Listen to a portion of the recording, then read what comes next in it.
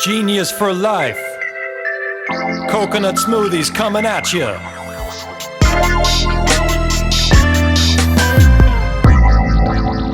Hello. Welcome to episode 141 of 15 Minutes of Genius in the beautiful studio in Manhattan Beach, California. I'm Alex Baer, CEO and co-founder of Genius Juice. And thank you for joining us. So we bring in just awesome entrepreneurs, people that are consultants in this industry.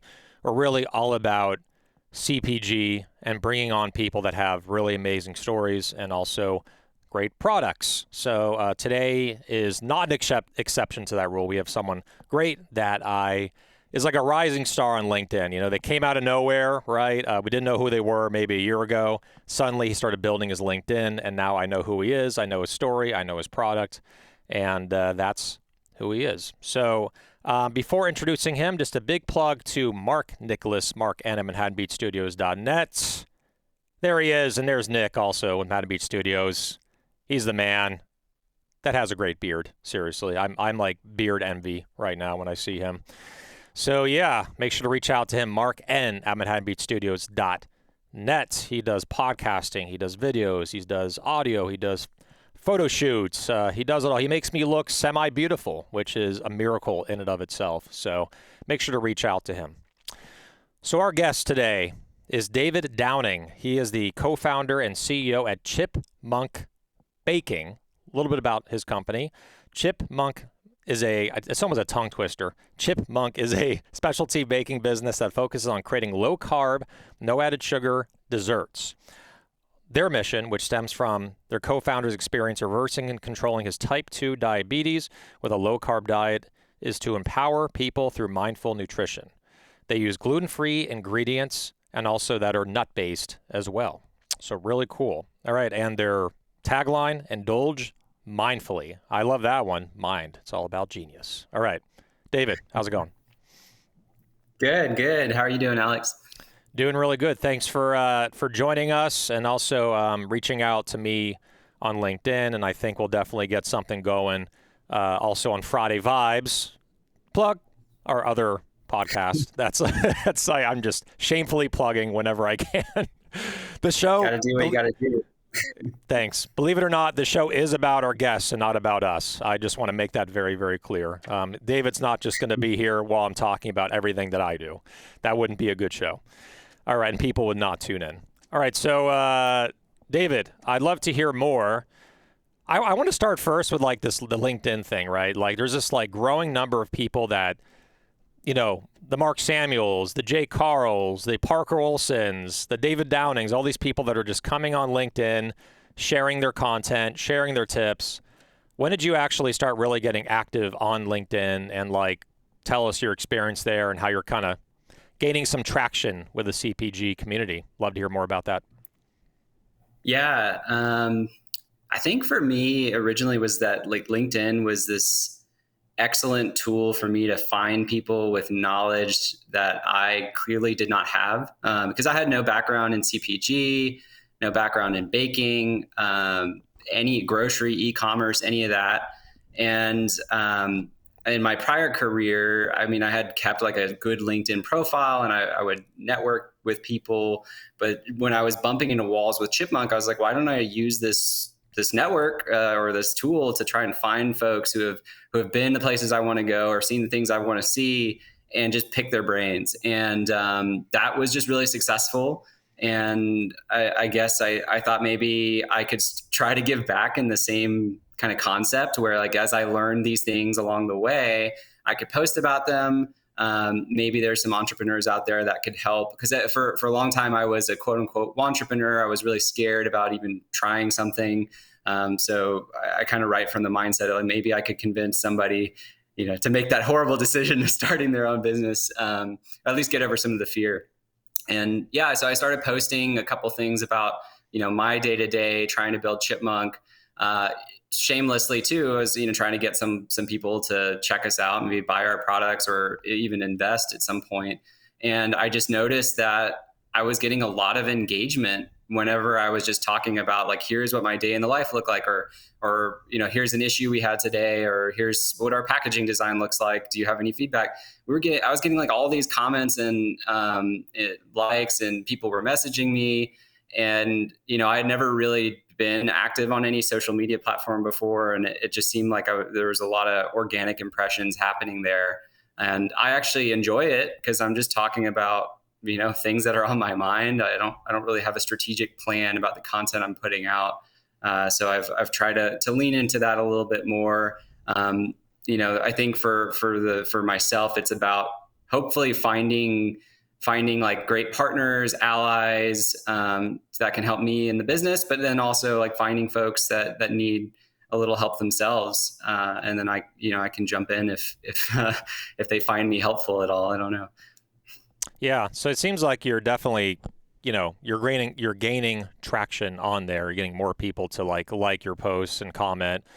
What kind of valuable connections, and this is turning into a LinkedIn commercial, but what type of valuable connections have you got so far? Have you gotten any retail opportunities, investment opportunities? Just tell us what's happened so far. And then when did you actually start your LinkedIn kind of, journey? So I would say the most valuable connections I've made are just other founders, and there's really two areas that's been useful to me in ChipMonk. One is like from a marketing perspective, so working with similar brands in kind of the healthier food space and doing collaborations on the marketing front. And so, just bumping into founders on LinkedIn, or maybe they see my post. If I see that they've got a company selling a product that aligns with our audience, then it's kind of a no-brainer that we should try to do something together from a marketing perspective. The other kind of piece of that's amazing to talk to founders is kind of just getting into the nuts and bolts of how they're operating their business. So it can be things like, who are your suppliers? Where you're getting your packaging from, what agencies do you work with, what apps do you use on your website, and just like asking those questions. And a lot of times they will tell me about things I had no idea that existed. Just a really basic good example is I met another guy who was making things with almond flour, and I was like, hey, where are you getting your almond flour from? And he gave me a supplier that it was like a 20% reduction in the almond flour price that we're paying. Immediate, huge win, right? Like over the course of a year, that's thousands and thousands of dollars just because that one person I met, and he was able to hook me up with a better supplier. Yeah, a lot of just to jump in. So Yeah. a lot of for sure. There's a lot of connections on there, and and so same thing with me. Like I was on there probably I started really pushing on LinkedIn about 2 years ago or 3 years ago. And I think the pandemic just created almost like LinkedIn celebrities that came out of nowhere. And I mean, Gary Vee, I think really kind of started that in a way. Like Gary Vee was on there talking about inspirational messaging and how to build your own company and like, don't let anything stop you. And then like now you have others that are coming on there that are kind of like mini versions of Gary Vee. So I'm glad you're getting a lot out of it. I wanted to leave enough time to talk about your business and also your story.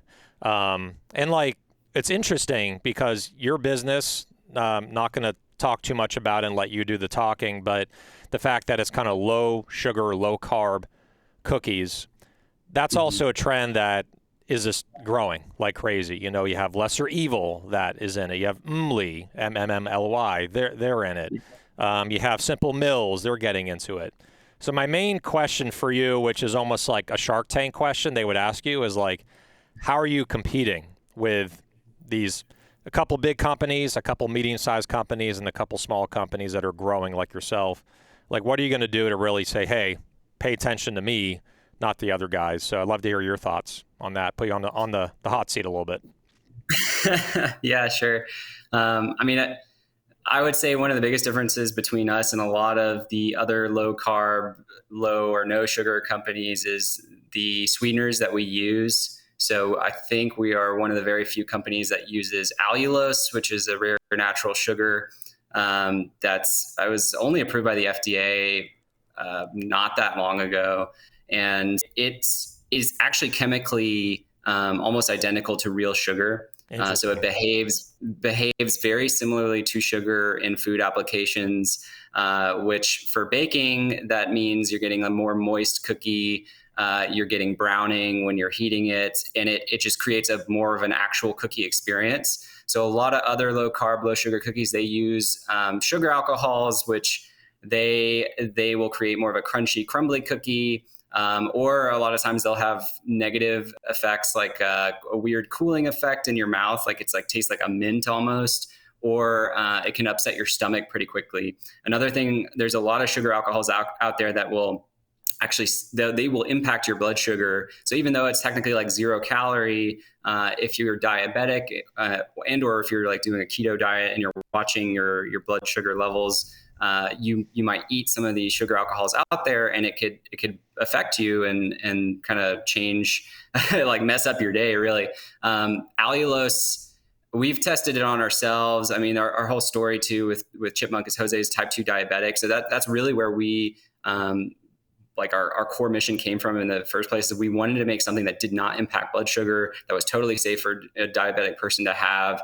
And I think that sweetener is a big difference, and it just leads to a better product. So one of the issues with allulose though is it's not approved by some major grocers here in the United States, Whole Foods being the main one. So it's definitely a wall for us for growth early on, because Whole Foods is known to help emerging brands get started. But we believe that eventually Whole Foods will change their decision there, because erythritol, which is a sugar alcohol and effectively made in the exact same way as allulose, is on their approved list. And we just believe that allulose makes such a better product that we're not willing to, I guess, compromise and try to make something with a sugar alcohol just to get into Whole Foods.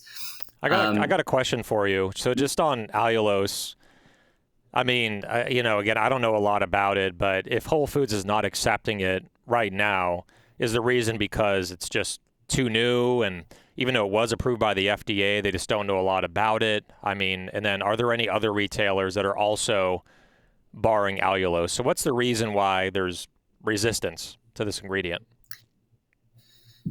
All I've really heard is that they're just waiting for more research to come out on it. I think just because it's new. I think the concern, with any new ingredient, especially one that makes like certain health claims, is it could have long-term negative effects on humans or people. And so at least that's where I think they're coming from, because it is so new, there's relatively limited, scientific studies versus a lot of the sugar alcohols I mentioned, they've been around for decades.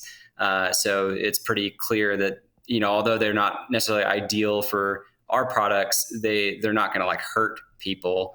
But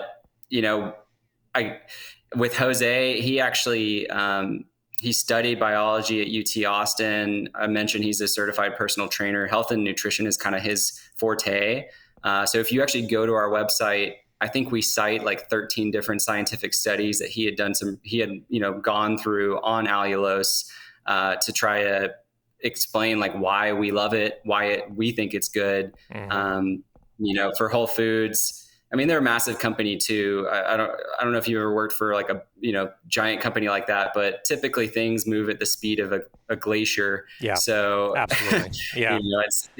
It's probably bureaucratic on some part as well. Exactly. It's kind of like, maybe about 6 years ago or 7 years ago, it would have been easier to get it in.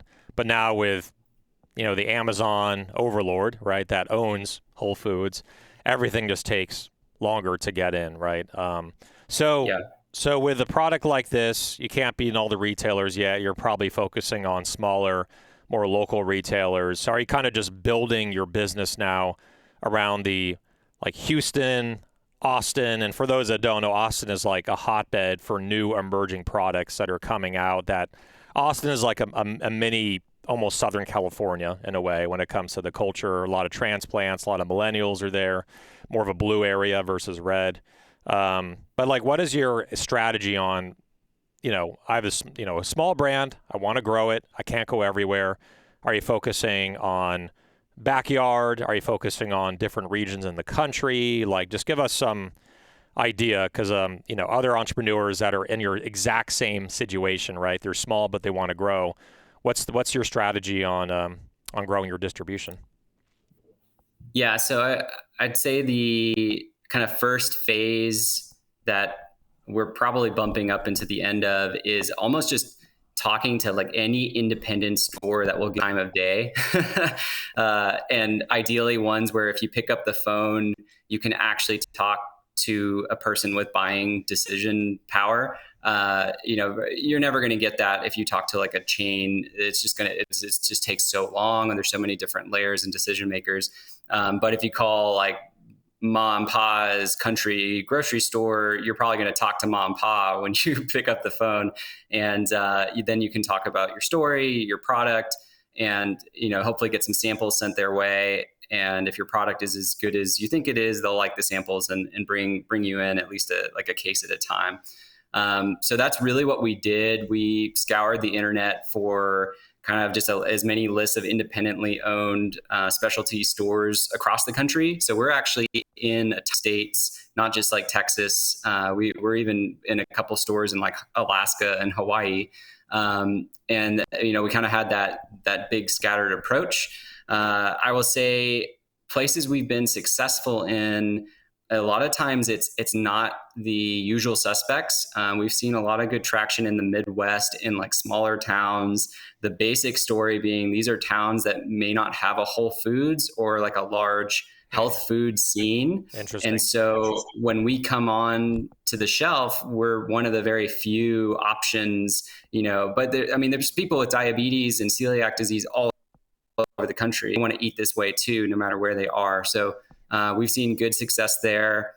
We actually we're in over 50 Hy-Vee stores in the Midwest because they fit that profile, and they have a unique program where they have these sort of like stores within a store that focuses on specialty health foods, and you can actually talk to a buyer at the store, and they can bring you in on a store by store basis.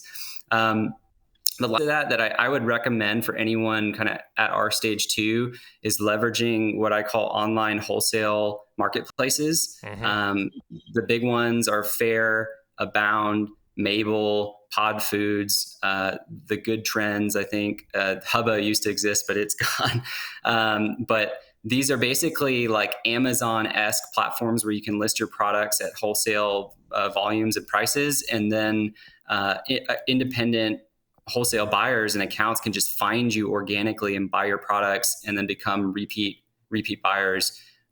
Those platforms generate tens of thousands of dollars of business for us, and it's pretty low effort. A lot of times the account will find you once they buy that first time, then you build a direct relationship with them. You talk to them, send them samples, help them out, and then they'll become a repeat buyer over and over again.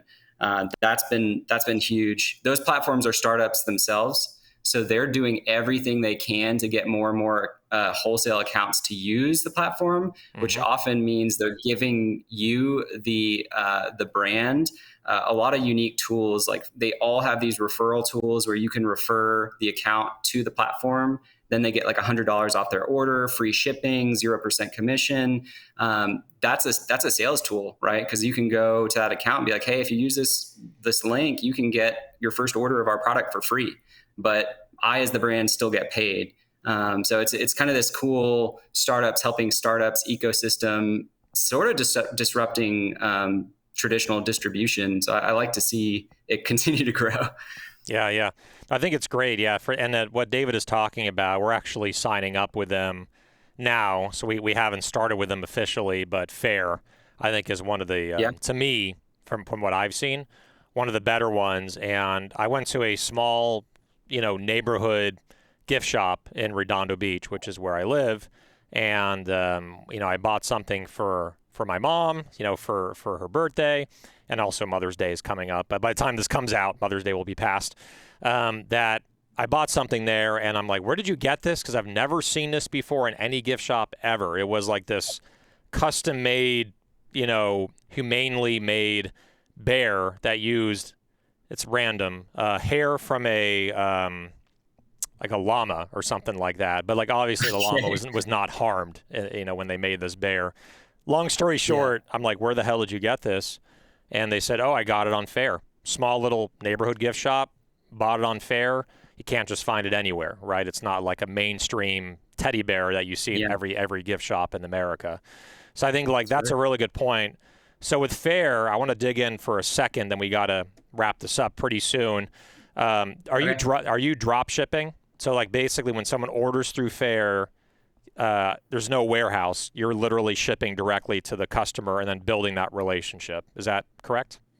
That's correct. You ship just direct to the account. Okay, but they also, I've heard, or from what one of my team members is working on this. They cover the shipping, right? Like they have a label. You just print it out, and they take care of all that. All you have to do is have the box and the product. Is that right? So from what I understand, they like push the shipping price or cost to the account. So you as the brand, you're never like charged for the shipping or whatever, but you have to consider that with your pricing, right? But the good thing is if you refer an account to Fair, then they get free shipping. And so then it's like best of both worlds because they're getting a lower price. You as the brand are still getting that, all in price and a good margin. Love it. All right, well, let's get into our next segment. And again, this is what the show is all about, is like your offering, which is like your LinkedIn prowess. You're like, okay, I'm offering some solutions for brands that are at my size, that are kind of nimble and scrappy to find low-cost ways of how to build your business and build your distribution and sales. So I love all these tips, and hopefully you'll be a genius and watch this again and again because a lot of good nuggets that David gave us. So next segment is called Rapid Fire Questions. Rapid Fire Questions. All right. There we go. It worked that time. All right. So we behind the scenes, we had to run that 3 times because the audio wasn't coming through on Rapid Fire Questions. So it came through. That's why we're smiling here, because we ran it 3 times for it to work. All right. Hashtag tech difficulties. All right. So I ask you a bunch of questions. We're going to go through this minute or less. So I'm going to put my timer on. So it's got to be quick. You got to just, first thing that comes to your brain, you answer it. Minute or less. You ready? I'm ready. Okay, here we go. For music, which decade is the best? The 70s, 80s, or 90s? 80s. What do you do for exercise? Weights. Movie you can watch an unlimited amount of times? Gladiator. Chocolate or vanilla? Vanilla. Favorite country to travel to? Mexico. Favorite Star Wars character? Ooh, that's tough. Kylo Ren's popping in my mind right now. Okay. The flash in the pan, Kylo Ren. What is your spirit animal? A raccoon. Do you like to drive an SUV, a coupe, or a truck? We got 15 seconds. A coupe. Salty or sweet for food? Salty. Favorite day of the week? Friday. Uber or Lyft? Lyft. LeBron James or Michael Jordan? Michael Jordan. Terminator 1, Terminator 2? Terminator 1. Favorite food or drink if you're stuck on a deserted island, you cannot say genius juice, you cannot say ChipMonk pancake? Pizza. Okay, pizza. There we go. All right. You clocked in 1 minute and 12 seconds. So it's hard to get under a minute. It's very, very hard. You basically, they're cheering. It was Kylo Ren that got me. Yeah, you took another, I think you took 3 or 4 seconds on that one. And then you took a few seconds on movie you can watch, like 1 or 2 seconds on movie you can watch an unlimited amount of times. But you did pretty good. You're just like, immediately, you knew what to answer. So good stuff. All right, well, if people want to find your products, they want to buy it online, they want to find it in stores, website and social handles, lay it on us. Yep. You can find us at chipmonkbaking.com. That's a MONK monk. Our social media is at ChipMonk Baking. You can find us on Facebook, Instagram, TikTok. We even have a YouTube channel. Come check us out. And then if you're an Amazon fan, we're on there too. Just search for ChipMonk cookies. Cool. I got like, just in 30 seconds, how did you come up with the name ChipMonk? Is it from monk fruit or That's a part of it. It's kind of multi-layered. chocolate chip? Chipmunks. Chocolate chip.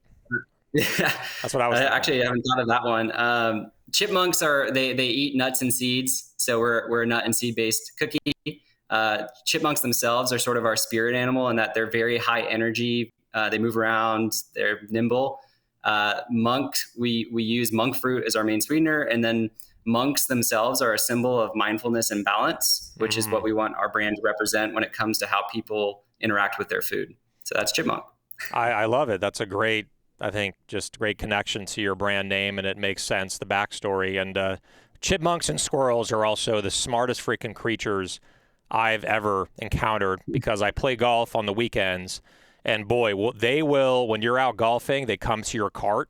And if you have like snacks or whatever, banana or nuts or whatever, they will find it. They will dig into your bag and they will take it. It's like they know exactly what to do. It's like they're outsmarting humans. It's hilarious.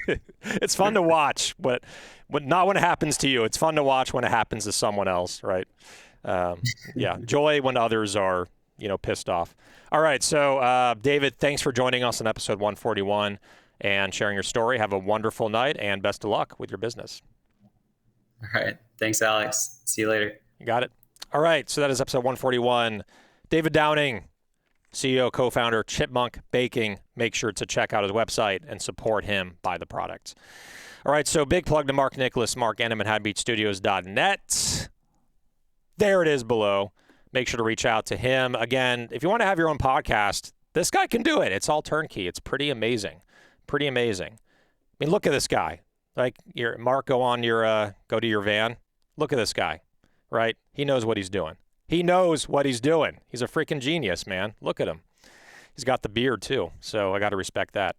All right, so that is it for 15 Minutes of Genius. And thank you again for joining us. And one last thing. Stay chipmunk and genius, my friends.